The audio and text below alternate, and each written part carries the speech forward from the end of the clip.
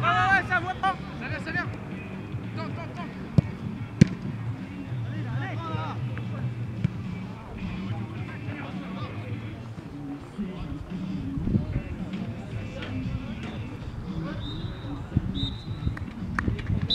C'est bien déroulé, le score était un petit peu anecdotique dans la mesure où l'équipe de Loïc a repris l'entraînement que cette semaine, alors que nous on est sur le pont depuis déjà deux grosses semaines. Donc le but c'était de retrouver des repères, de continuer à jouer, de se préparer pour le championnat la semaine prochaine.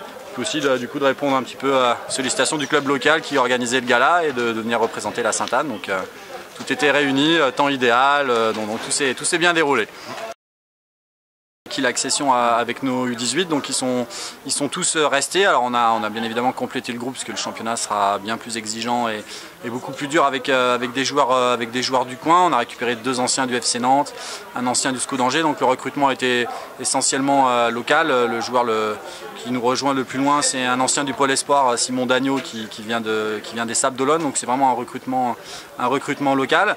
Après dans la préparation on avance, on n'est pas totalement prêt puisqu'on a repris il y a 2 semaines, on n'aura que 3 semaines de prépa, donc c'est un petit peu court. Alors bon, c'est les impératifs qu'on a choisis, on ne voulait pas reprendre trop tôt pour des différentes contraintes, notamment de vacances ou autres, et d'avoir tout le monde.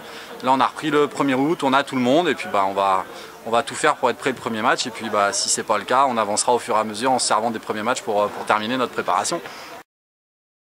C'est vrai que pour cette génération-là qui a acquis beaucoup de bons résultats à la Sainte-Anne depuis U14, c'est on va dire une fin un petit peu en apothéose avant de découvrir le monde senior. Donc après, de toute façon, ce qu'on a dit, on a rien à perdre, tout à gagner. On va apprendre à vitesse grand V, ça va former les joueurs encore plus vite, c'est l'idéal pour nous.